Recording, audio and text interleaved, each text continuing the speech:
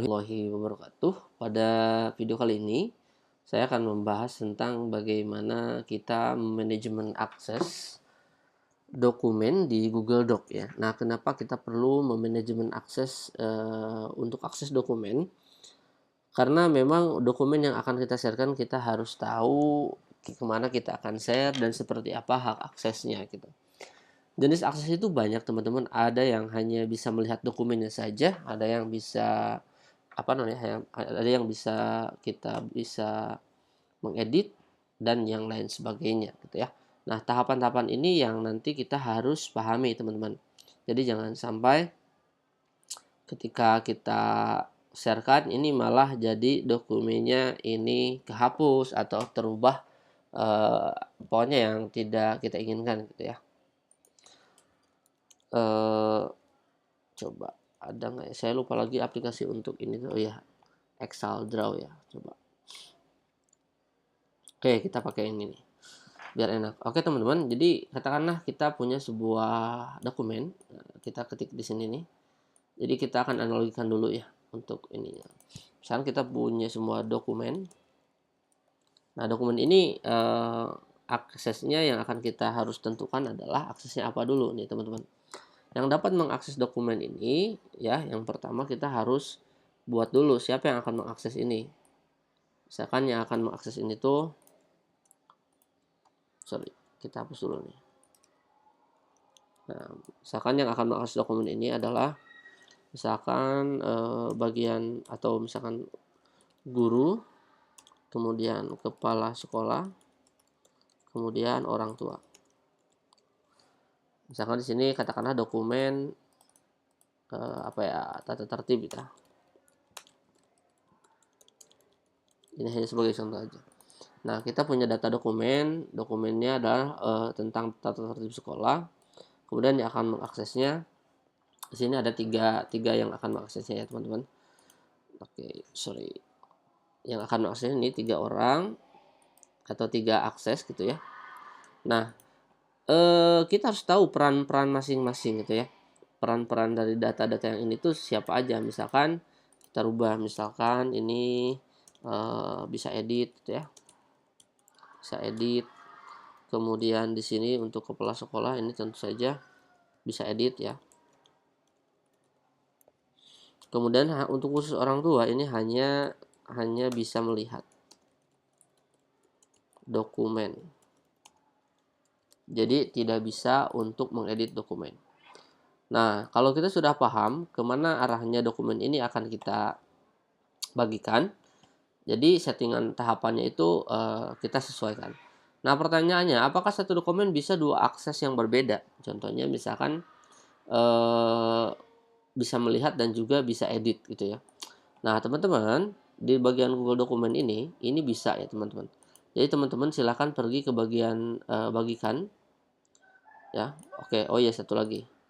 Nah, untuk akses guru ini kita harus tahu dulu nih email seperti apa yang nanti kita butuhkan.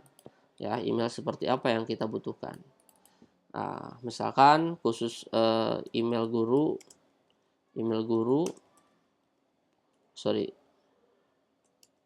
akses guru atau akses Capsek ya, Capsek dan guru itu menggunakan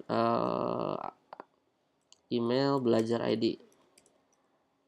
Belajar ID. Nah, kemudian khusus ini untuk yang bagian orang tua ya, untuk orang tua atau wali murid, orang tua ini emailnya bebas. Kenapa emailnya bebas? Ya karena memang eh, orang tua ini tidak memiliki akun belajar ID gitu ya. Nah, kenapa di sini email bebas, teman-teman? Jadi email bebas ini adalah untuk mengantisipasi file tidak bisa diakses gitu ya.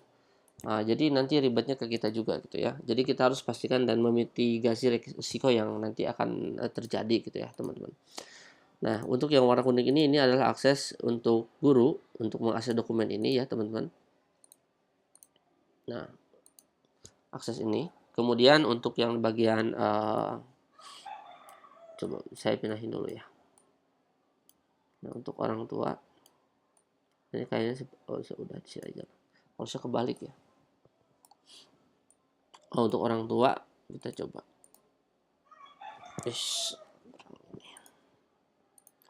Nah, ke sini misalkan ya. Nah, untuk orang tua ini aksesnya bebas. Bahkan tidak pakai email juga bisa mengakses ya, teman-teman.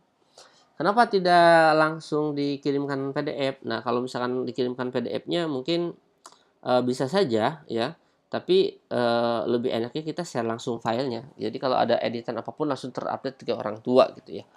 Nah, teman-teman, sekarang kita tahap aksesnya. Manajemen aksesnya gimana nih di Google Doc-nya. Oke, teman-teman, pertama kita masuk dulu ya ke Google Dokumen atau dokumen yang akan kita bagikan. Kemudian kita pilih share atau bagikan di sini. Nah, di sini ada dua akses, teman-teman. Orang yang memiliki akses dan akses umum. Nah, teman-teman di sini tentukan ya. Di sini harus ditentukan dulu. Kita kalau misalkan untuk guru dan Capsek ini kita harus menambahkan emailnya, teman-teman ya. Misalkan menambahkan emailnya. Nah, akses di sini, teman-teman, ketika kita sudah masukkan emailnya, kita tentukan perannya. Apakah hanya bisa melihat, bisa pengomentar, atau editor gitu ya. Nah, kemudian teman-teman yang ingin bertanya misalkan apakah bisa akun belajar ID-nya lintas jenjang. Misalkan SD, SMP, SMK. Bisa, teman-teman. Nanti akan ada muncul notif kalau kita gunakannya akun SMK, kita ingin menambahkan misalkan yang belajar ID yang SMP, nanti akan muncul apakah kita mengizinkan mengakses di luar organisasi gitu ya. Karena kan belajar ID ini kan sudah di level misalkan .smp, .sd, .smk atau .smp, dan guru juga kan berbeda gitu ya. Nah, kalau kita sudah menentukan peran seperti ini, kita sudah tambahkan email guru masing-masing dan Capsek, kemudian kita pilih kirim. Ya, kemudian kita pilih kirim. Nah, saya menggunakan akun SMK, teman-teman. Di sini saya menambahkan guru yang SMP gitu ya, karena ini yayasan gitu ya. Nah, setelah itu dibaca dulu. Kalau misalnya ingin tetap membagikan ke berbagi secara eksternal, kenapa tidak internal? Karena bukan merupakan satu domain .smk.belajar.id.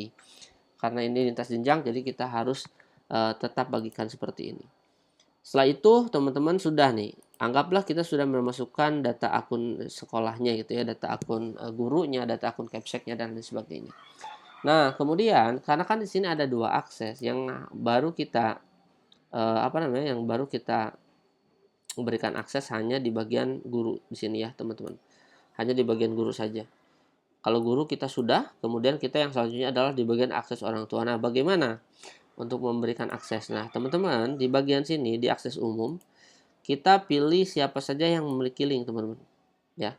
Nah, kemudian jangan lupa, karena kalau kita lihat dari segi penggunaan dokumennya ini email orang tua itu hanya bisa mengakses atau hanya melihat. Nah, teman-teman pastikan untuk perannya ini jangan sampai editor atau pengomentar. Jadi kita pilihnya pelihat. Nah, setelah ini teman-teman silahkan pilih selesai. Nah, bagaimana kita cara untuk men-sharekan ke orang tua anak? Pilih, teman-teman tinggal disalin saja, salin link. Oke, saya akan coba di sini. Ini pasti masih bisa diedit ya. Coba saya akan menggunakan akun yang lain. Pakai yang ini contoh. Nah, ini pakai email biasa ya, teman-teman. Apakah dia bisa atau tidak, kita lihat. Nah, teman-teman, di sini saya menggunakan akun biasa yang bukan dari sekolah. Nah, teman-teman bisa lihat di sini kita tidak bisa mengedit, hanya bisa melihat saja, gitu ya. Nanti kalau dokumennya di sini ada, nanti akan muncul di dokumennya di sini. Jadi manajemen akses ini perlu, teman-teman. Jadi untuk untuk supaya data kita aman gitu ya. Oke, yang kedua kita sudah ya. Jadi untuk mengakses pengelolaan akses dokumen ini sekali lagi penting. Jangan sampai nanti ketika kita salah akses nanti dokumennya bisa jadi kehapus, bisa menjadi pokoknya kalau tidak di manajemen aksesnya mungkin akan ada terjadi sesuatu pada dokumen gitu. Termasuk kepada masing-masing misalkan guru gitu ya, guru IPA dan sebagainya, biar satu domain. Tapi kalau misalkan untuk satu naungan di pendidikan biasanya dibuatkan drive bersama gitu ya di sekolah tersebut. Jadi lebih enak aksesnya. Pasti yang ada dalam file tersebut atau folder tersebut adalah yang berkaitan tentang sekolah. Entah itu modul, entah itu nilai, entah itu dan lain sebagainya yang berkaitan dengan kebutuhan administrasi guru dan administrasi kelas atau data-data mengajar kita gitu ya. Oke teman-teman, itu aja mungkin yang bisa saya sampaikan di video ini, mudah-mudahan bermanfaat. Sampai ketemu di video berikutnya. Saya Man Budiman, terima kasih. Assalamualaikum warahmatullahi wabarakatuh.